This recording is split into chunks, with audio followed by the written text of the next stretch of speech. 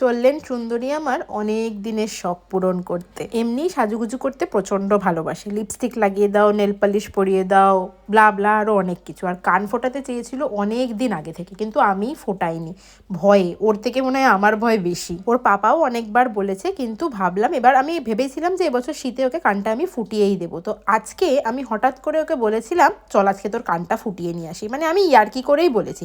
এবার ও যে ওটা সিরিয়াস নিয়ে নেবে আমি বুঝতে পারিনি। এবার পরে যখন বলেছি আজকে কিন্তু না, আমি এমনি বলছিলাম, ব্যাস কান্না জুড়ে দিয়েছে। তো ওর কান্না দেখে ভাবলাম চলো, যখন এত ইচ্ছা কান ফোটানোর, তাহলে ওর ইয়ার পিয়ার্সিংটা করিয়েই নিয়ে আসি। তাই মেরুনে চলে গেছিলাম আজকে ওর কান ফোটাতে। কিন্তু সত্যিই আমার ব্রেভ গার্ল একটুও কাঁদিনি। এটা আমি হবে সত্যি ভাবতেই পারিনি যে একটুও কাঁদবে না। ওরা ওখান থেকে এই লিকুইডটা দিয়ে দিয়েছে, সেটা বারবার 5 থেকে 7 বার সারাদিনে লাগাতে বলেছে কানে। যদিও ব্যথা ট্যাথা কিছু বলছে না, মানে সমস্ত কিছু ঠিকঠাকই আছে এখনো পর্যন্ত। বাড়ি এসে সবার আগে পাপাকে ভিডিও কল করেছে দেখানোর জন্য যে সুন্দরীকে কেমন লাগছে।